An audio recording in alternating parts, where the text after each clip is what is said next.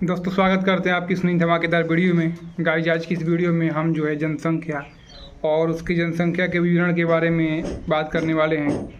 तो दोस्तों ये है जो है लोग किसी देश में जो है गाइस अत्यंत महत्वपूर्ण घटक होते हैं और भारत अपनी 121 करोड़ और 2011 की जनसंख्या के साथ चीन के बाद विश्व का दूसरा जो है गाइस संगतम बसा हुआ देश है, जो कि गाइस जब पहले नंबर पे आ चुका है।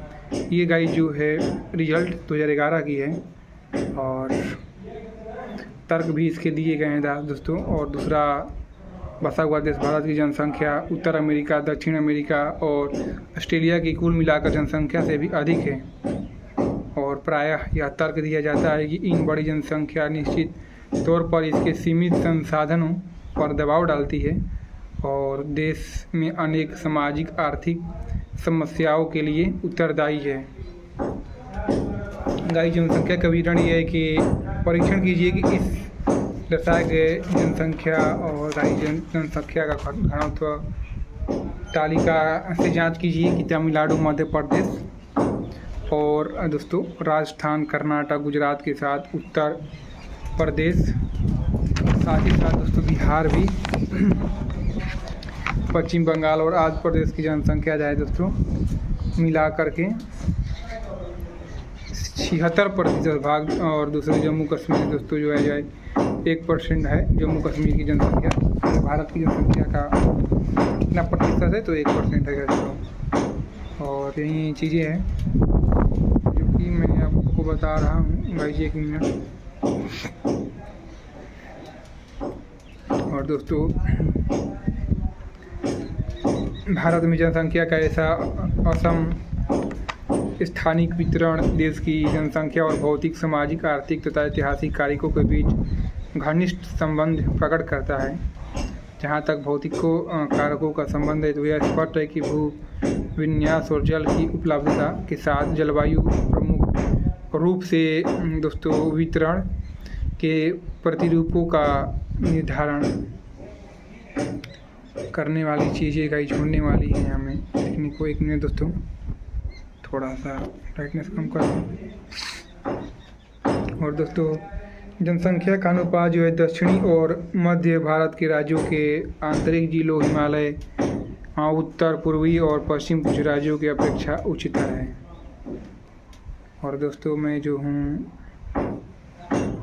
ये चीज़ें हैं कि जनसंख्या से दोस्तों जुड़ी हुई हैं, रिलेटेड हैं। और इन सारी चीज़ों से आप कितनी ज़्यादा सीखने को आपको मिलता है, आप अपनी हमें भावनाएं बताएंगे दोस्तों। जनसंख्या वितरण के सामाजिक, आर्थिक और ऐतिहासिक कारकों में से महत्वपूर्ण कारक स्थायी कृषि का उद्भव और कृषि विकास, मानव बस्ती के प्रतिरूप, परिवहन, जाल तंत्र और का कृषि विकास है। और गाइस 1 मिनट बताता हूँ और आगे की अपडेट आपको। और दोस्तों प्रदेशों में ज़मीन जो है और जल जैसे प्राकृतिक संसाधनों में उपयोग के कारक निम्नलिखितकरण हुआ है। फिर भी मानव बस्ती के आरंभिक इतिहास और परिवहन जाल तंत्र के विकास के कारण जनसंख्या का संदर्भ जो है उच्च बना हुआ है। और दूसरी ओर दिल्ली, मुंबई, कोलकाता, बेंगलुरु, पुणे, अहमदाबाद, चेन्नई और जयपुर के नगरीय क्षेत्र काफ़ी तेज अभी हवा चलने लगा है, जिससे मुझे वीडियो बनाने में थोड़ी दिक्कत हो रही है। बाकी कोई नहीं, मैं जो हूँ वीडियो ज़रूर बनाऊंगा और आपको अपडेट ज़रूर दूंगा दोस्तों।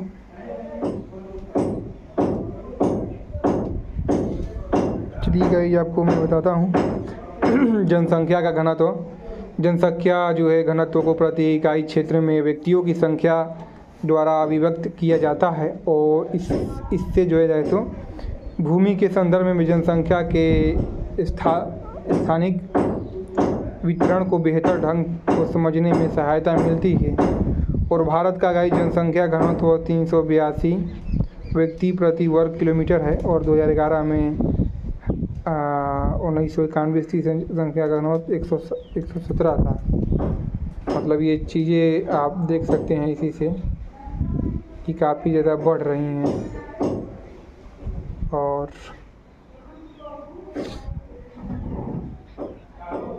और गाइज एक चीज़ और मैं बता रहा हूँ आपको, ताज़ा तरीन अपडेट वीडियो में आपका स्वागत करता हूँ।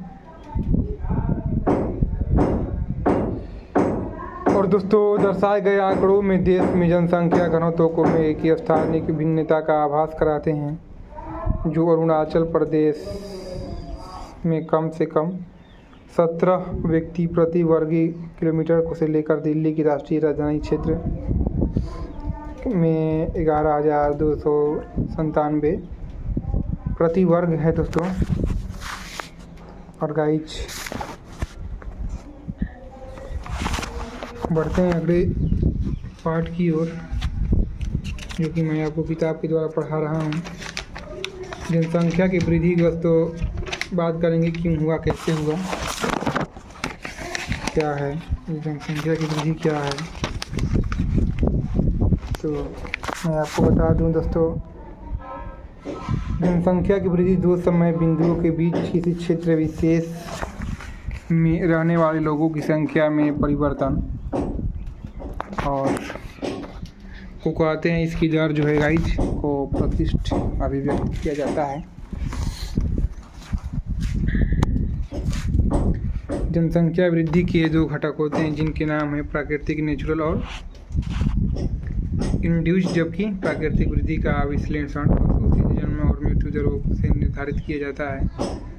और दोस्तों, अभिप्रेरित घटकों को किसी दिए गए क्षेत्र में लोगों को अंतर्वर्ती और बहिर्वर्ती संचलन की प्रबलता द्वारा स्पष्ट किया जाता है। यही दोस्तों डेली लाइफ है, यही हमारा जीवन है। और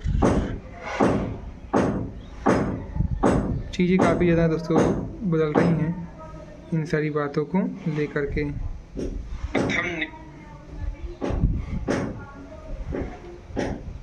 गाइस चलते हैं नेक्स्ट वीडियो की ओर।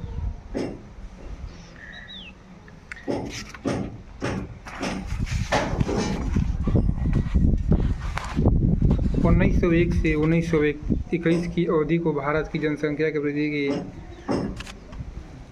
रुद्ध अथवा स्थिर व्यवस्था कहा जाता है, क्योंकि इस अवधि में वृद्धि का अत्यंत निम्न थी। यहाँ तक कि 1911 से 1921 के दौरान ऋणात्मक वृद्धि दर दर्ज की गई। जन्म और मृत्यु दर दोनों ऊंचे थे, जिसमें वृद्धि का दर निम्न बनी रही दोस्तों। और स्वास्थ्य से रिलेटेड चीज़ें हुई, जिनको हम आपको बता रहे हैं, बयां कर रहे हैं।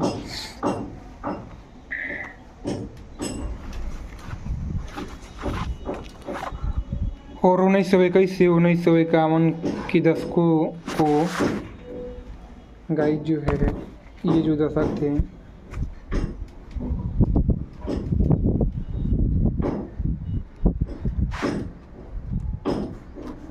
भारत की जनसंख्या विस्फोटक अवधि के भी नाम से गाइस जाने जाते हैं। और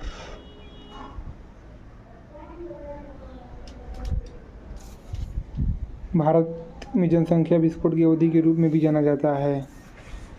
और गाइस जो है जनसंख्या में क्षेत्रीय भिन्नताएं, तो 1991 से 2001 के दौरान भारत के राज्यों और केंद्र शासित प्रदेशों में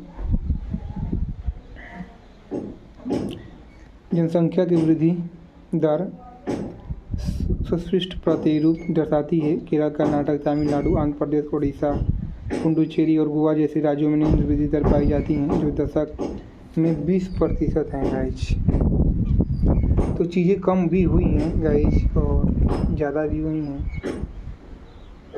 ये समय के अनुसार बदलते रहती हैं। और दोस्तों,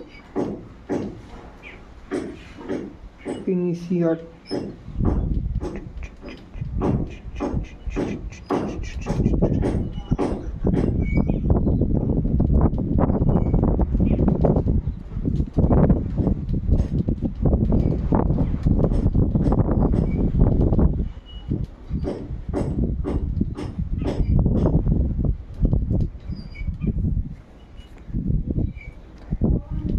संख्या वृद्धि में क्षेत्रीय भिन्नताएं 1991 से 2001 के दौरान भारत के राज्यों और केंद्र शासित प्रदेशों में जनसंख्या की वृद्धि दर सुस्पष्ट प्रतिरूप दर्शाती हैं। केरल, कर्नाटक, तमिलनाडु, आंध्र प्रदेश, उड़ीसा, पुडुचेरी और गोवा जैसे राज्यों में निम्न वृद्धि दर पाई गई हैं, जो दशक में 20% से भी अधिक नहीं हैं। और केरल जो है गाइज केवल इस वर्ग राज्यों में बल्कि पूरे देश में न्यूनतम वृद्धि का दर्ज की गई है। केरल में दोस्तों कम जो है जनसंख्या की वृद्धि हुई है, क्योंकि मुझे लगता है वहाँ के लोग जो है पढ़े लिखे हैं और चीज़ों को दोस्तों समझते हैं, और इसीलिए वो लोग जो है दोस्तों इन सारी बातों पे, भावनाओं पे कंट्रोल किया है।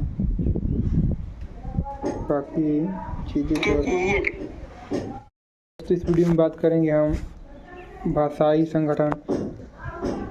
भारत एक भाषाई विविधता की भूमि है दोस्तों, और ग्रीयसर्न के अनुसार भारत का भाषाई सर्वेक्षण 1903-1928 देश में 189 भाषाएं हैं और 540 के लगभग बोलियाँ थी। आधुनिक भारत के संदर्भ में 22 भाषाएं अनुसूचित हैं और अनेक भाषाएं गैर अनुसूचित हैं, और अनुसूचित भाषाओं में हिंदी बोलने वाले का प्रतिशत अधिक है, और लघुत्तम भाषा वर्ग संरक्षण बोर्डों तथा मणिपुरी बोलने वालों को 2011 यह देखा गया कि देश में भाषाई प्रदेशों की सीमाएं सुनिश्चित और स्पष्ट नहीं, बल्कि उनका अपने अपने सीमांत देशों के क्रमिक विलय और अक्षम होते जा रहा है।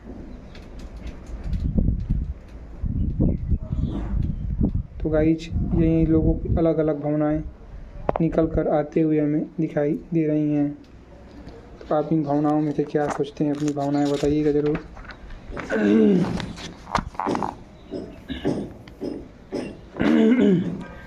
श्रम की दोस्तों प्रतिभागिता दर क्या होती है? राज्य और केंद्र शासित प्रदेशों श्रमजीवी जनसंख्या का अनुपात गोवा में लगभग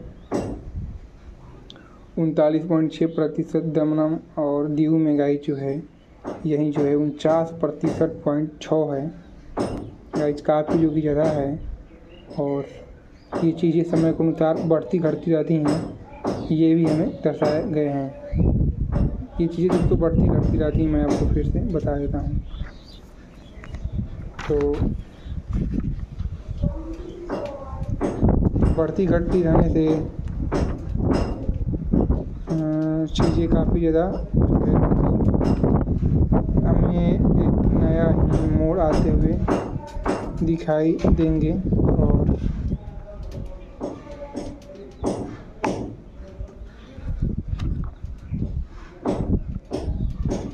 एक मिनट गाइस, जिसकी अर्थ किसी व्यक्ति के खेती और उसकी निर्माण पे दोस्तों निर्भर करेंगी, और चीज़ें हमें बदलते हुए उसी समय नज़र आ जाएंगी। और गाइज बस एक मिनट दोस्तों, क्षमा चाहेंगे आपसे हम, जो देरी हो रही है। देश में विभिन्न सेक्टरों में श्रम सहभागिता दर की स्थानिक भिन्नता है। उदाहरण के तौर पर हिमाचल प्रदेश और नागालैंड जैसे राज्यों में कृषकों की संख्या बहुत अधिक है। दूसरी ओर बिहार, आंध्र प्रदेश, छत्तीसगढ़, उड़ीसा, झारखंड, पश्चिम बंगाल और मध्य प्रदेश जैसे राज्यों में कृषि मजदूरों की संख्या काफ़ी ज़्यादा कम है। तो ये गाइज कम क्यों है, ज़्यादा क्यों है, ये तो आने वाला समय बताएगा, आपको बताता हूँ। तो गाइज आपसे एक सवाल करता हूँ, अगर आपने ध्यान से पढ़ा होगा तो नीचे दिए गए 4 विकल्पों में सही उत्तर को चुनना है आपको। सन 2011 की जनगणना के अनुसार भारत की जनसंख्या निम्नलिखित में से कौन सी है? 102.8 करोड़, 318.2 करोड़ और दोस्तों 28.7 करोड़ और 121 करोड़। इनमें से कौन सी है दोस्तों? आपको सही जवाब देना है, कमेंट कर सकते हैं आप सही जवाब के लिए। बाकी प्रवास के बारे में आज दोस्तों बात करेंगे इस वीडियो में हम। प्रवास क्या है? तो भाई छत्तीसगढ़ में भिलाई स्टाफ संयंत्र में दोस्तों एक जो है अभियंता के रूप में कार्य कर रहे रामबाबू का जन्म बिहार के भोजपुर जिले में एक छोटे से गांव में हुआ था। तो दोस्तों 12 वर्ष की आरंभिक आयु में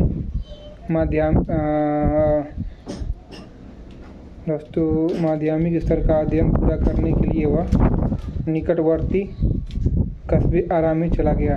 वह अपनी दोस्तों निरंतर पढ़ाई को शुरू किया। और गाइज रामबाबू के 3 बच्चे हैं जिन्होंने अपने माध्यमिक स्तर की शिक्षा भिलाई में प्रारंभ की और लिए उच्च शिक्षा के लिए और मुंबई में पढ़ा और वर्तमान में दोस्तों है जो दिल्ली में एक वैज्ञानिक के रूप में काम कर रहा है। और दोस्तों दूसरे बच्चे लकड़ी ने अपनी उच्चतम शिक्षा भारत के विभिन्न विश्वविद्यालयों से ग्रहण की और वर्तमान की यह संयुक्त राज्य अमेरिका में काम कर रही है।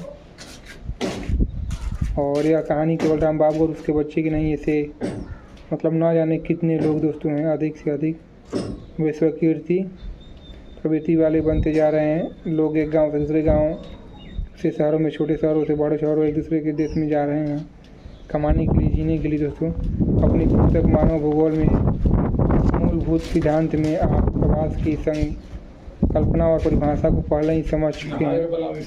और प्रवास दिक् और काल में संबंध में दोस्तों जनसंख्या के जो है पुनरावृत्ति का अभिन्न अंग और एक महत्वपूर्ण कारक है।